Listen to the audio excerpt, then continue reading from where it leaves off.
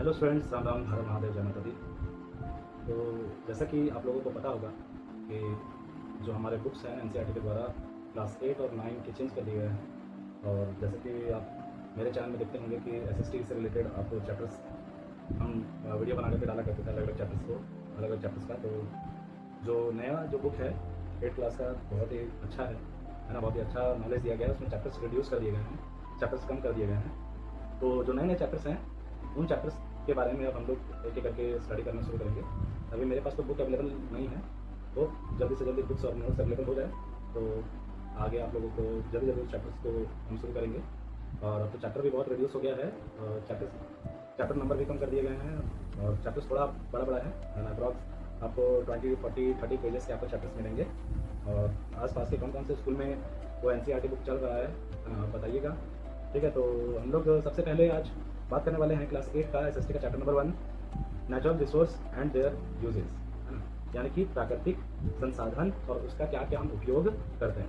तो उसके बारे में चैप्टर में हम लोग स्टडी करेंगे। तो सबसे पहले चैप्टर का टॉपिक शुरू होता है हमारा एक क्वेश्चन से कि when does nature become a resource, कि एक रिसोर्स जो है, एक प्रकृति जो है वो कैसे रिसोर्स बनता है, ठीक है। एक प्राकृतिक वस्तुएं जो है वो हमारे लिए कैसे रिसोर्स बनता है। वो the nature can be defined as all living और नॉन लिविंग एलिमेंट। हमारा नेचर किन से मिलकर के बना हुआ है?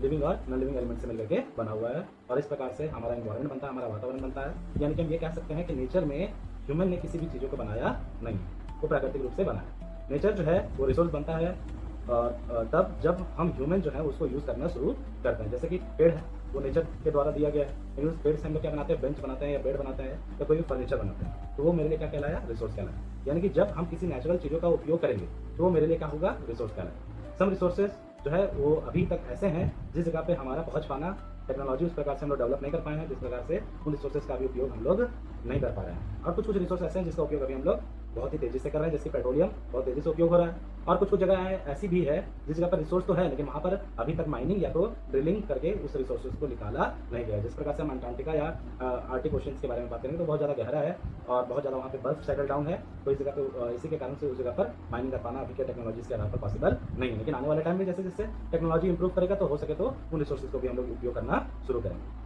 उसके बाद बोलता है कि कुछ कुछ रिसोर्सेज जो है वो हमारे लिए बहुत ज़्यादा एक्सपेंसिव है और कुछ कुछ रिसोर्स जो है वो हमें आसानी से अवेलेबल हो जाता है।